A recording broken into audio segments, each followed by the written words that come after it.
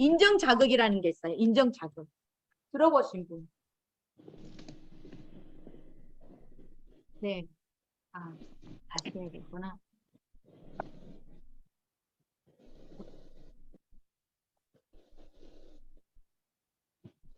스트로크라는 말이 있는데 그걸 인정 자극이라고 해요. 제가 아까 오늘 기분 좋은 날이죠. 그런데 이제 앞에 사람이 없어. 그러면 인상이라고 한다고 했잖아요. 3초만 우리는 그 반응이 없으면 인간은 인간일 수가 없다라고 부르제프가 했다고 했습니다. 그런데 그런 것들을 절대 하면 안 된다라는 거죠. 스트로크 교환이라는 것은 서로 안녕하세요, 안녕하세요 이게 그냥 교환이에요. 그래서 자극과 반응에 대한 총체적인 모든 모습을 스트로크라고 하는데 모든 사람은 자폐 상태에서 태어난다. 태어난 후 중요한 타인들, 부모 등이 주변에서 인정 자극을 얼마나 어떻게 해주느냐에 따라서 자폐 상태에 머무느냐 안 되느냐에 결정된다. 늑대 소년. 자극이 없죠. 사람의 자극이 없잖아요. 사람이라고 할 수 있다 없다? 우리는 없다라고 규정 짓잖아요. 이런 거라는 거예요. 그래서 그 인정 자극이 굉장히 중요하다라는 거. 그래서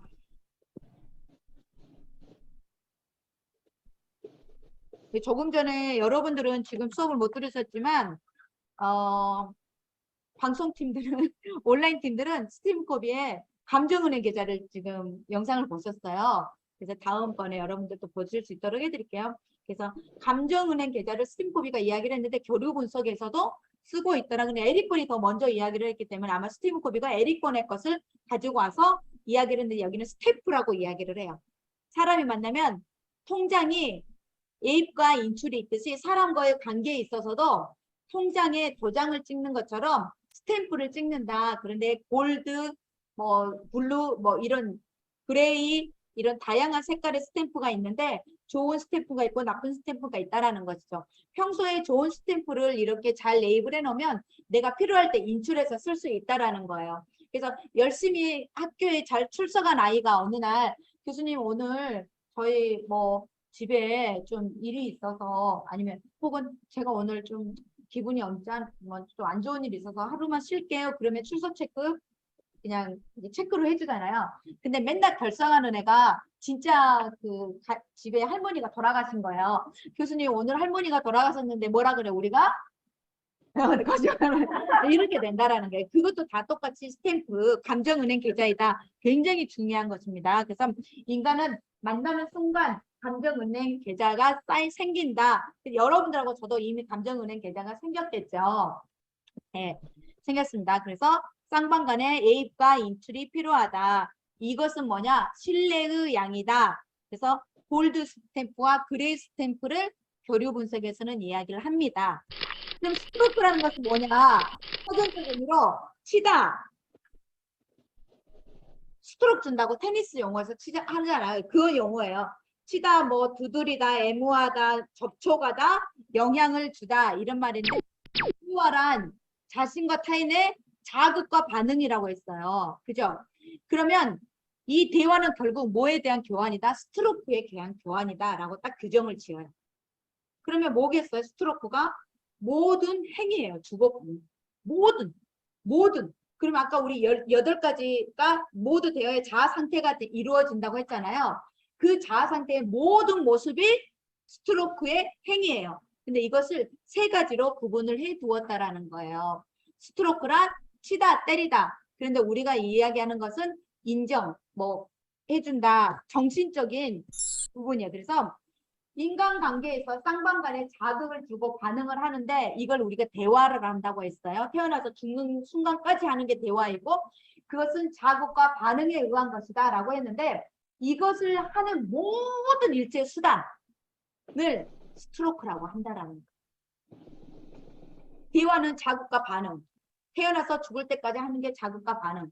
근데 이 자극과 반응을 하는 모습 어떻게 할 거야? 수단. 이게 바로 스트로크라는 거예요. 그럼 스트로크가 대단히 많이 있어야 되잖아요. 우리가 모든 자극과 반응에 대한 수단을 말을 해야 되니까. 근데 이것을 딱 6가지로 규정을 해두었다라는 거예요. 스트로크의 방법이 뭐냐? 할게요. 근데 인간은 신체적인 건강을 위해서 영양소, 뭐 휴식, 청결이 필요하듯이 인상이 필요하다는 거예요. 인정, 자극. 네. 그래서 정신적인 건강을 위해서는 스트로크가 필요하다.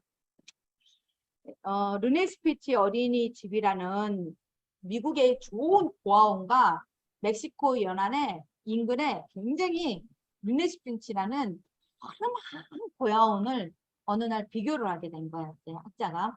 그런데 르네스피치 허름한 그 멕시코의 고아원에 갔는데 애들이 항상 밝고 웃으면서 그렇게 살더라는 거예요. 흙먼지고 이렇게 했잖아요.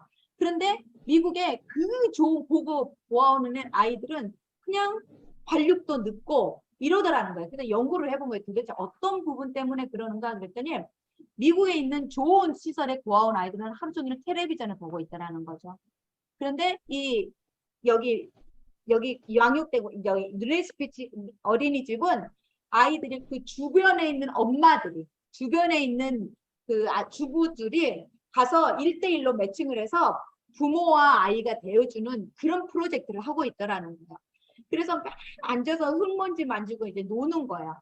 여러분 회복 탄력성 이야기 들어보셔서 회복 탄력성 보셨죠? 그거하고 똑같아요. 그들에게는 그 본토로 그 상위 20%가 가면서 10%가 가면서 다시 연구가 이제 제기되면서 이제 발견을 한 거잖아요. 인생에 있어서는 내가 성공하기 위해서는 내가 제대로 나의 것을 성장시키기 위해서는 뭐가 필요하다? 딱 한마디로 회복 탄력성에서는 멘토가 필요하다고 이야기를 한 거예요. 우리 할머니, 우리 삼촌, 우리 엄마 아빠는 마약에 뭐에 이제 본토로 다 들어가 버린 거예요. 이 1950년대, 60년대 연구를 했는데 그런데 이 아이들이 그럼에도 불구하고 그런 환경 속에서 미국 본토의 유명한 대학에 가고 잘 되더라는 거죠. 그래서 얘네들을 30년 연구를 하던 건 10년을 더 역학적 연구를 한 거예요. 지금은 인권 때문에 그런 조사를 못 하는데 그때는 가능했어요. 1950년대, 60년대 우리 한국 사람들도 전쟁이 끝나고 사탕수수 하려고 그곳에 갔었거든요. 그래서 다 그곳에 마약에 베트남, 뭐 필리핀 애들이 있었는데 그 애네들이 낳은 아이들을 600명인가 데리고 이제 400명 이제 이들의 인생을 조사를 해봤던 거예요. 그랬는데 상위로 간 아이들을 봤더니 그래도 건전하게 살아난 아이들을 봤더니 할머니가 있더라는 거예요. 삼촌이 있더라는 거예요. 근데 그들은 뭐 대단한 학벌에 뭐 돈이 있는 것도 아니잖아요. 근데 그들이 하는 거 딱 하나 있다라는 거예요. 아이고 내 새끼, 너는 할 수 있어. 내 새끼가 최고. 이게 너무너무 중요했다라는 게 회복 탄력성에는 멘토가 필요하다. 나를 인정해주고 지지해주는 단 한 사람이 있으면 나는 회복 탄력성이 생긴다라고 하는 게 그 책의 주제이잖아요. 여기도 마찬가지래요. 내 주변에 나를 인정해주고 지지해주는 나를 스킨십 해주는 그런 사람이 있으면 나는 사랑을 잘 살아간다라는 것이죠. 그래서 여기 침팬지를 낳자마자 분리를 했어요. 그랬더니 10일도 안 돼서 진짜 죽더라는 거예요. 이것은 오리지널 교류분석 자료예요. 이 일이 조금 안 돼서 죽어요. 유리창을 해두었더니 실제예요, 실제. 그리고 이걸 해줬더니 어때요? 정상 스케치 성장보다는 살았는데 절반도 안 되더라는 거예요. 우리는 어때요? 우리는 제가 좋아하는 미드가 성범죄 전담반인데 거기에서 어떤 엄마가 아이를 이제 결국은 마당에서 죽이는데 그 이유가 이 엄마가 어렸을 때 부모로부터 아까 우리 이렇게 이러고 있었잖아요. 그러듯이 엄마로부터 버림받은 거예요.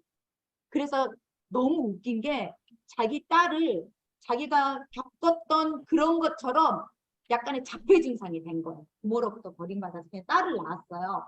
근데 딸을 데리고 재우다가 베개로 이 코를 막 눌리고 또 눈 오는 그 마당에 데리고 가서 팔베개에서 얘기가 죽은 거예요. 나중에 영상 보여드릴게요. 그런 올려놨어요. 여러분 방에 그 구글에 아니 그 네이버에 유죄일까요, 무죄일까요? 미국이라는 데가 참 미안해. 무죄예요, 무죄.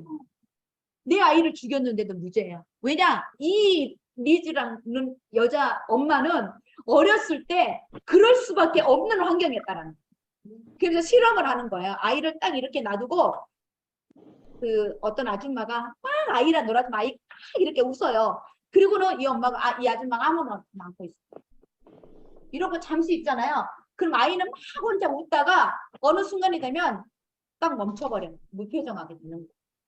이걸 3번, 4번 반복하면 이 아이는 더 이상 감정이 없어진다라는 거예요. 그래서 유죄가 아니고 무죄인 거예요. 좀 미국이라는 나라니까 가능하겠죠? 그러니까 어렸을 때 그런 상처를 받은 엄마이기 때문에 자기가 죄 지은지도 모르고 당연히 자기 아이에게 어느 순간에 트리거의 어떤 상황이 생긴 거예요. 남편하고 이제 안 좋게 관계가 되고 이러니까 자기가 아이에게 그런 행위를 했던 거죠. 그게 과연 이 리즈가 자기에 의해서 살인 의도가 있어서 아이를 죽였느냐, 자기도 모르는 어렸을 때의 그런 어떤 것들이 일어나서 죽였느냐라는 것이 결국은 무죄로 나오게 된 거예요.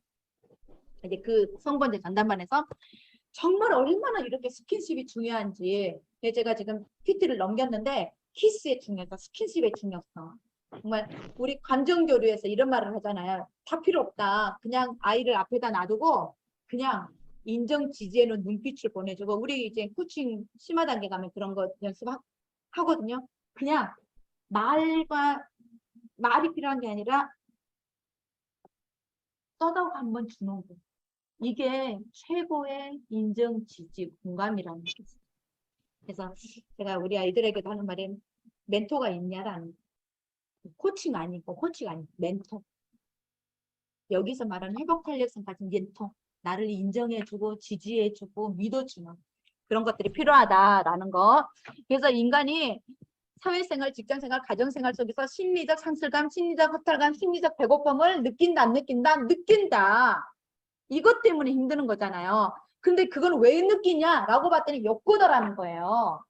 욕구가 있는데 자극받고 싶고 하고 싶고 접촉하고 싶고 구조를 하고 싶고 인정받고 싶고 태도 어떻게 하고 싶고 발생사에 대한 탄생에 대한 어떤 이런 것들을 다 하고 싶은데 안 될 때 기아 상태가 되더라는 거죠. 이때 우리는 이런 상태가 된다라는 거예요. 그래서 인간의 5대 욕구. 인정받고 싶다. 맞게 책임에 대한 사람은 욕구가 있다라는 거예요. 성취의 욕구, 성장의 욕구, 그리고 이해의 욕구가 있다라는 거예요. 이런 욕구가 이루어지지 않았을 때 이렇게 된다라는 거예요. 그래서 스트로크는 긍정과 부정이 있어요. 뭐가 있다고요? 신체와 정신적인 거 있어요. 신체적인 거 이외에는 다 정신적이에요. 말로 하는 것은요. 정신적인. 신체적인 거, 신체는 딱 이렇게 터치하는 거, 조건부와 무조건부가 있어요. 조건부와 무조건부는요. 한마디로 조건은 어떤 행위, 너가 이런 행위를 하는 것을 보니 내가 불편하다 이렇게 되는 거예요. 자, 신체적인 거, 볼 비비기, 안아주기, 피부로 문지기, 고개를 끄덕이기, 안주하기, 언어적인 거, 안녕, 우리 아가 말로 하는 거.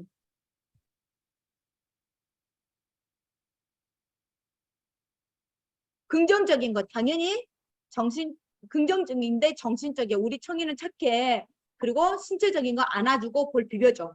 그런데 부정적인데 정신적인 거. 이 멍청한 놈아. 왜 그런 말을 해? 안 되겠다. 이렇게 말을 하는 거예요. 근데 신체적인 거, 때리고 걷어차고 나쁜 짓 하고 상처 내고 이런 것들이 신체적이면서 부정적인 거예요. 여기는 이제 아시겠잖아요. 이제 이것만.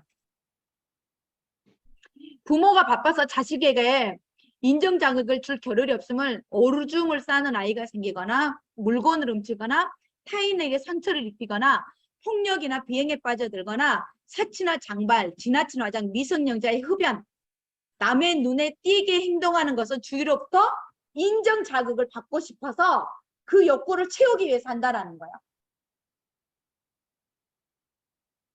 9.11 테러 사건에 로즈완이 그 시장님 있었거든요. 그러니까 모든 책임 내 책임이다라고 얘기했던 정말 훌륭한 분이에요. 그분이 오바마하고 경쟁에 나왔잖아요. 근데 딸이 편의점에 가서 물건을 훔쳤잖아요. 내 이야기 좀 들어줘. 나는 우리 아빠 지지 안 해. 오바마 대통령 지지해. 라고 하면서 이렇게 이제 물건 훔친 거야. 이게 어떤 인정 자극이나 이런 것들이 강한 어떤 모습인 거죠. 근데 그 친구 가면은 뭐 이제 로맨스 같고 뭐 좀 누가 하면 좀 나쁜 모습이 되는 거 그죠? 네, 그런 것들. 그래서 정말 너무너무 중요하다라는 거. 부모의 어떤 모습이 내 조건부는 심부름해 줘서 어떤 행위를 안 해서 이런 것들인데 그냥 무조건 부정적인 거.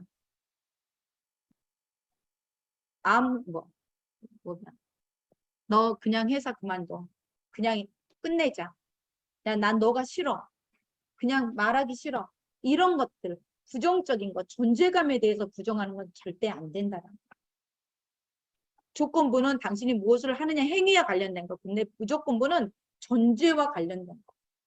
절대 존재감을 부정하면 안 된다. 여러분들이 잘하고 계시는데 여기서 이제 그렇게 이야기한다라는 거예요. 못한다라는 게 아닌데.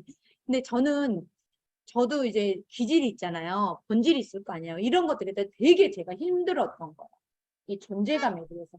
저는 아프리카 오주에 가면 우리 그 김혜자 선생님처럼 너 훌륭한 존재야. 너는 태어난 것만으로 너무 아름다운 존재야. 너는 이 세상에 의미가 있는 존재야. 이 말 한마디 해준다고 하잖아요. 김혜자 선생님은 다른 거 안 한다. 뭐 교육해라 이런 거 아니고 너 얼마나 소중한 존재인데 그래서 꽃으로도 사람을 때리지 말라라고 합니다. 존재감에 대해서 인정하고 지지하는 걸 하는 거죠. 저도 그런 일이 이제 제가 60이 되면 하고 싶은 거예요.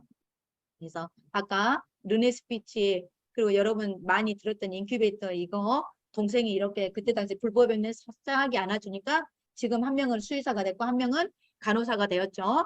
네. 참. 그래서 부정적인데 무조건부의 부정적인 것은 절대 하면 안 된다. 이것만 기억하시면 나머지는 우리가 다 아는 것들이니까.